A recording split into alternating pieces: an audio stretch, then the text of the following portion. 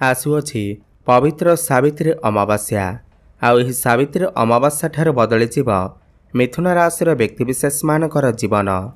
आपणकर जदि मिथुन राशि हुई थाए तेबे एही भिडियोटी को थरे मात्र शेष पर्यंत देखंतु, काहेकि ना 2026 मसीहा 16 मई शनिवार को पड़ुअछि पवित्र सावित्री अमावास्या एवं ग्रह मानकर संजोग अनुसार एही सावित्री अमावास्या दिन बुध एवं सूर्य एकत्र होई आपणकर राशि त्रिकोण को चलन करिवे एवं बुधादित्य राजयोगर निर्माण करिवे, जो कारणरू आपणकर अधिकांश क्षेत्र में शुभाशुभ फल प्राप्ति हेब।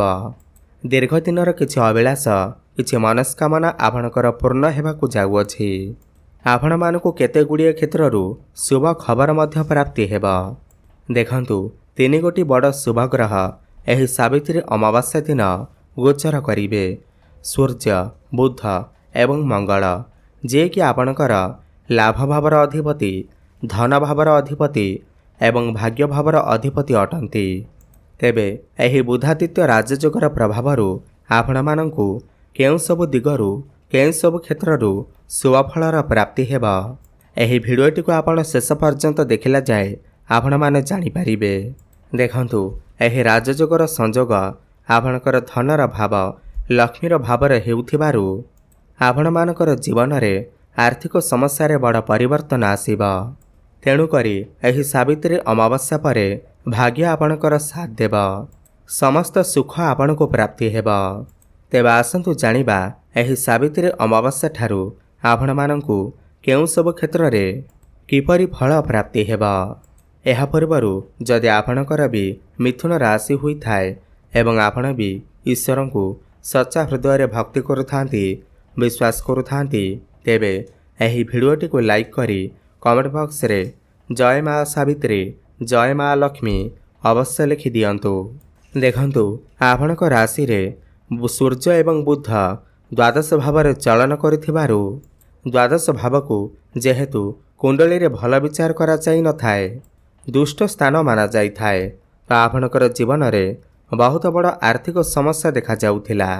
ऋण करज मध्य आपणकर बढ़िथिला। आय अपेक्षा आपणकर व्यय अधिक हेउथिला। खर्च आपणकर बढ़ी जाइथिला। विभिन्न स्वास्थ्यगत समस्या मध्य आपणकर देखा जाउथिला।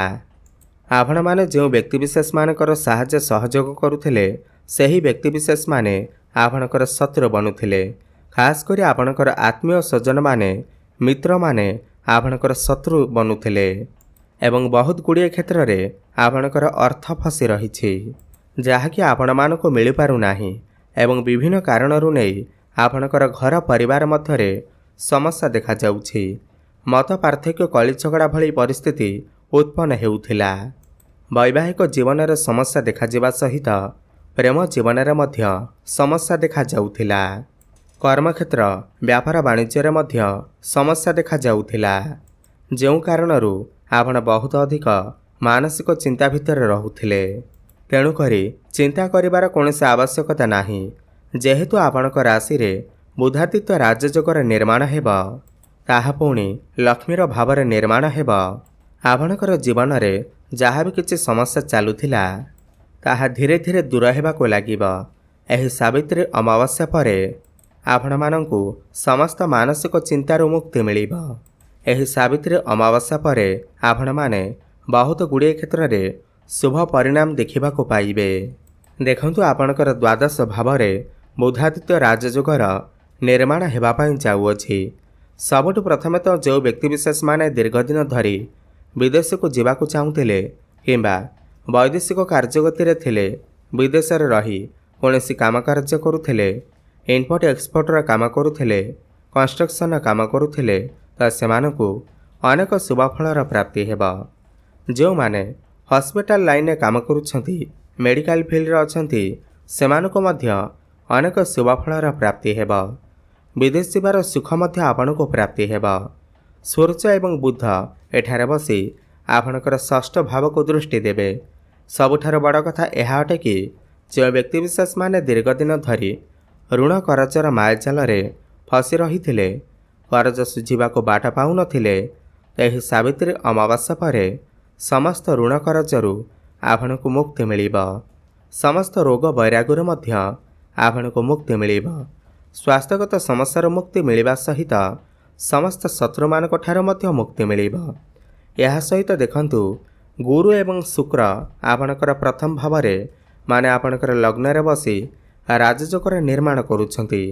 मालव्य नामक राजयोग एवं हंस नामक राजयोगर निर्माण करुछंती, जहाँकि आपणक पाई अत्यंत उत्तम समय आसीबाकु जाउअछि, जहा फଳରେ आपणको समस्त क्षेत्र में सफलता प्राप्ति हेबा। पूर्वर जो मानसिक चिंता भितर रहुथिले समस्त समस्या आपणकर दूर हेबा।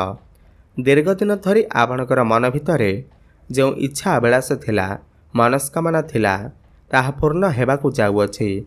गुरु लग्न थिबारु अटकी रहितबा आपणकर समस्त कार्य पूर्ण हेबाकु जाउअछि। एही सावित्री अमावस्या परे आपण किछि बड़ कार्यर आरंभ करि पारंती, बड़ इन्वेस्टमेंट करि पारंती। आपण किछि भूमि, जमी, प्रॉपर्टी, नूतन जानवाहन, नूतन गृह निर्माण करि पारंती। पौत्रिक संपत्ति आपको किछि लाभ मते मिली पारे। यह सहित आपण कौनसी धार्मिक स्थान को बा दूर स्थान को यात्रा करि पारंती। गृह किछि शुभ मांगलिक कार्यर आयोजन होई पारे।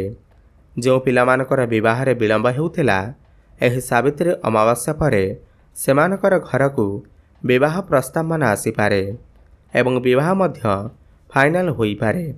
यह सहित समाचार आपण को मान सम्मान प्राप्ति हेबा। कर्म क्षेत्र में बड़ बड़ सफलता प्राप्ति हेबा।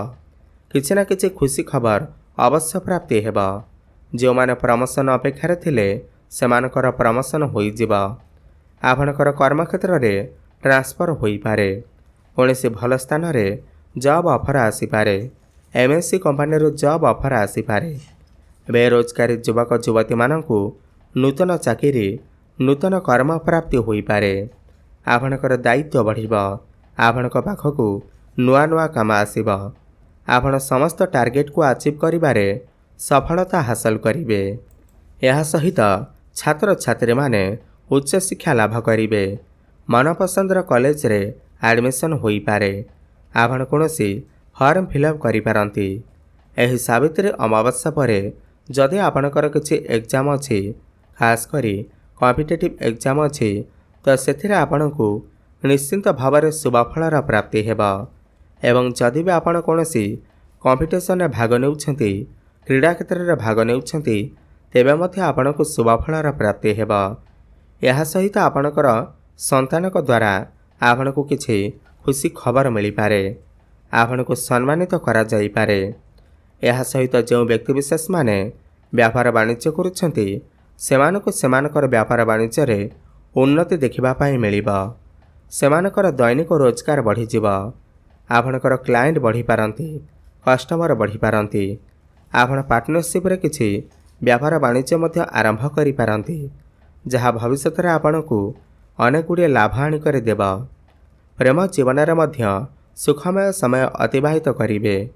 प्रेम जीवन रे पूर्वर जो समस्या लगी रही थिला, जो मानकर कथावार्ता बंद हो जाइथिला, ब्रेकअप हो जाइथिला, सेमानकर पुणी थरे कथावार्ता होई पारे, प्याचअप होई पारे। आपणकर जीवन रे केही नूतन पार्टनर मध्य आसी पारंती। भ्रमण सुख मध्य आपणको प्राप्ति हेबा।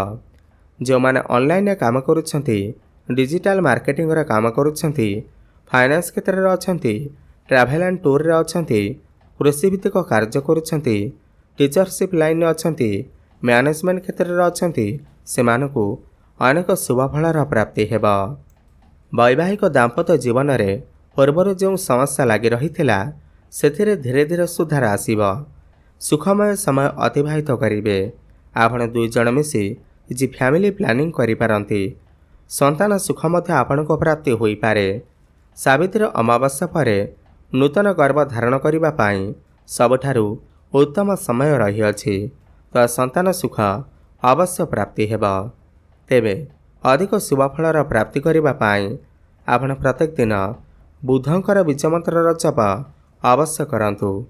ओम ब्रांग ब्रिंग ब्रंग सह बुधाय नमः 108 थर प्रत्येक दिन जप करंतु। शुभफलर प्राप्ति हेबा। ବୁଧବାର ଦିନ ଗୋମାତାଙ୍କୁ ସବୁଜ ଚାରା ଖାଇବାକୁ ଦିଅନ୍ତୁ। ପ୍ରଭୁ ଗଣେଶଙ୍କର ଆରାଧନା କରନ୍ତୁ ଏବଂ ପ୍ରତ୍ୟେକ ଦିନ ସନ୍ଧ୍ୟାରେ ହନୁମାନ ଚାଳିଶାର ପାଠ କରନ୍ତୁ। ଶୁଭଫଳ ପ୍ରାପ୍ତି ହେବା ସହିତ ଭାଗ୍ୟରେ ଉନ୍ନତି ଆସିବ।